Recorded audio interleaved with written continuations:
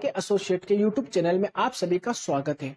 दोस्तों, जीएसटी में एक नया चेंज आया है कि जीएसटी में अगर आपने कोई आईटीसी को रिवर्स किया है जीएसटीआर 3B में, तो उसका आपको रिक्लेम कैसे करना है। अगर आप अगस्त की रिटर्न सितंबर में फाइल करते हैं, सितंबर की रिटर्न अक्टूबर में फाइल करते हैं, उसके साथ साथ आपको इस बात का भी ध्यान रखना है आईटीसी रिक्लेम का। तो जानिए क्या है वो चेंज, तो एंड तक हमारे साथ बने रहिएगा। अभी तक आपने हमारे चैनल आई के एसोसिएट को सब्सक्राइब नहीं किया तो सब्सक्राइब कर दो। तो चलिए शुरू करते हैं। हम गवर्नमेंट की एडवाइजरी को डिस्कस करेंगे जो जीएसटी पोर्टल द्वारा जारी की गई है। यहाँ जीएसटी टैक्स पेयर को परमिट किया गया है कि इस फैसिलिटी का यूज कर सकते हैं अपने आईटीसी रिवर्सल बैलेंस को रिपोर्ट करने के लिए जिन्होंने अभी तक रिक्लेम नहीं किया है। यहाँ टैक्स पेयर को एडवाइस किया गया है कि वो अपना वही आईटीसी रिपोर्ट करे जो उनका रिक्लेम है। जो आईटीसी उन्होंने 3B में रिवर्सल कर दिया है, अब उसका रिक्लेम करना है। जो भी आईटीसी रिक्लेम करना है एज पर रूल जीएसटी जो क्राइटेरिया है उसके अनुसार, जैसे 180 डेज के अंदर अब पेमेंट नहीं करते हैं तो आपको उस अमाउंट को रिवर्स करना होता है, फिर आप उसको पे कर देते हैं तो उसको आप रिक्लेम कर सकते हैं। यहाँ पर जो है टाइम लिमिट भी दी गई है कि टैक्स पेयर अपने ओपनिंग बैलेंस को रिपोर्ट कर सकते हैं 30 नवंबर 2023 तक। 30 नवंबर के बाद ये जो ऑप्शन आ रही है रिपोर्ट करने की, इसका ओपनिंग बैलेंस को फिर रिमूव कर दिया जाएगा और ये माना जाएगा कि आईटीसी रिक्लेम करने के लिए टैक्स पेयर के पास किसी भी तरह का कोई फिगर नहीं है। और यहाँ पर टैक्स पेयर को अमेंडमेंट भी अलाउ की जाएगी जो यहाँ पर उसने ओपनिंग बैलेंस रिपोर्ट की है 31 दिसंबर 2023 तक। कोई भी रिपोर्टेड बैलेंस होता है तो इस डेट के बाद उसे फाइनल मान लिया जाएगा और उसे फर्दर अमेंड नहीं किया जाएगा। और 31 दिसंबर के बाद जो भी अपडेटेड वैल्यू होगी उसको फ्रीज कर दिया जाएगा और उसके बाद tax payer ITC reversal balance को अमेंड नहीं कर पाएगा। दोस्तों, उसके बाद जो भी टैक्स अमाउंट है ये जुडिशियल ऑफिसर को भेजा जाएगा ताकि ऑफिसर इसका रिव्यू कर सके। दोस्तों, आप इसमें कितनी बार अमेंडमेंट कर सकते हैं तो वो यहाँ पर बताया गया है कि तो ड्यू डिलीजिंग कर जाएगी इस रिपोर्टिंग की। फिर आप यहाँ पर जो भी अमेंडमेंट करेंगे आईटीसी रिवर्सल ओपनिंग बैलेंस में, यहाँ पर 3 टाइप आप मैक्सिमम अमेंडमेंट कर सकते हैं। दोस्तों, ओपनिंग बैलेंस यहाँ पर आप अमेंड करेंगे या रिपोर्ट करेंगे वो आपके इलेक्ट्रॉनिक क्रेडिट लेजर या रिवर्सल एंड रिक्लेम लेजर में भेजा जाएगा। दोस्तों, फिर इसको वैलिडेट किया जाएगा। जो भी टैक्स पेयर आईटीसी को रिक्लेम करेगा जीएसटीआर 3B में टेबल A5 के अंदर या G4D1 के अंदर, यहाँ टैक्स पेयर को ये भी कहा गया है कि इस फंक्शनलिटी को या आप यूटिलाइज करें अगर उनका आईटीसी रिवर्सल बैलेंस है जो एलिजिबल है रिक्लेम करने के लिए, लेकिन अभी तक उन्होंने रिक्लेम नहीं किया है। दोस्तों, इस प्रकार से आपको ओपनिंग बैलेंस की डिक्लेरेशन देनी होगी। Declaration of opening balance of amendment ITC reversal which is pending of reclaim as on. यहाँ पर डेट होगी, फिर आईजीएसटी, सीजीएसटी, एचजीएसटी, सेस का जितना भी अमाउंट है वो आपको यहाँ पर रिपोर्ट करना है।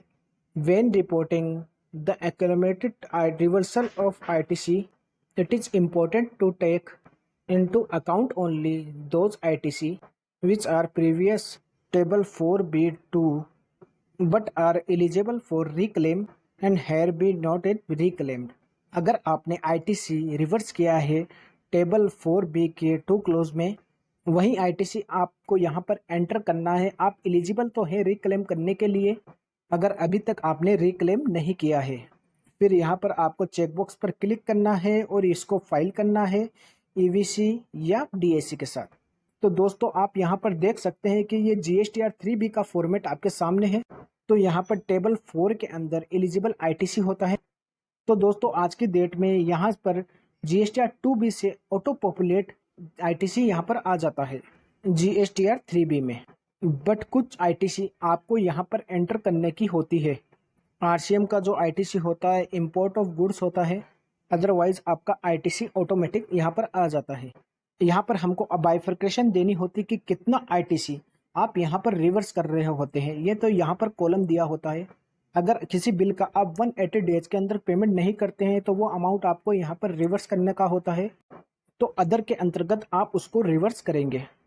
तो दोस्तों, जितना भी अमाउंट आप यहाँ पर रिवर्स कर चुके हो इस बेसिस पे कि आप उसको रिक्लेम करेंगे, तो आप दोबारा पेमेंट करेंगे तो उसकी रिपोर्टिंग आपको करने की होती है।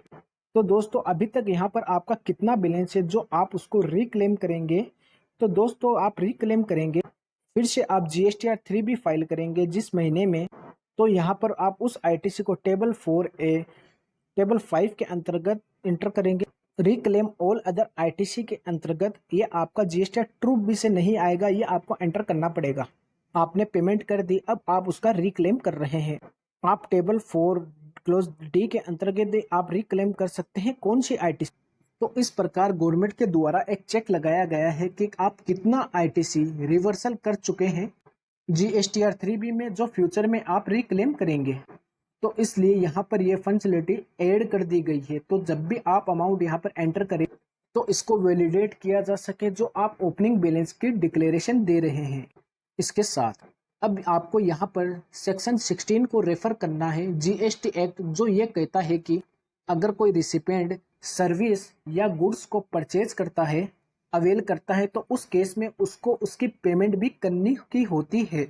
अगर रिसिपेंट सप्लायर को पेमेंट नहीं करता है जो उसने गुड्स या सर्विस अवेल की है, उस केस में उसने ITC क्लेम किया है या इनपुट टैक्स क्रेडिट क्लेम किया है, वो उसको रिवर्स करने का होता है। 180 दिन के बाद वो अमाउंट उसको रिवर्स करने का होता है। तो ये 180 दिन जो है वो डेट ऑफ इनवॉइस से ही काउंट किए जाते हैं। सप्लायर ने इनवॉइस इशू किया तो उसकी डेट क्या है। आपको ये चेक करना है कि रिसिपेंट ने सप्लायर को 180 डेज में पेमेंट किया है या नहीं किया। अगर नहीं किया है तो आप ITC का क्लेम नहीं कर सकते, उसको रिवर्स करना होगा। तो यहाँ पर दोस्तों आपको ना कि इनपुट टैक्स क्रेडिट रिवर्स करना होता है, बल्कि विद इंटरेस्ट रिवर्स करने का होता है। उसके बाद अगर आप सप्लायर को पेमेंट कर देंगे तो आप उस ITC को रिक्लेम कर सकते हैं। इसके लिए प्रोविजन दी गई है। रिसिपेंट जो है वो इनपुट टैक्स क्रेडिट को दोबारा से रिक्लेम कर सकता है। जब रिसिपेंट रिक्लेम कर सकता है जब वो सप्लायर को उसकी पेमेंट कर देगा।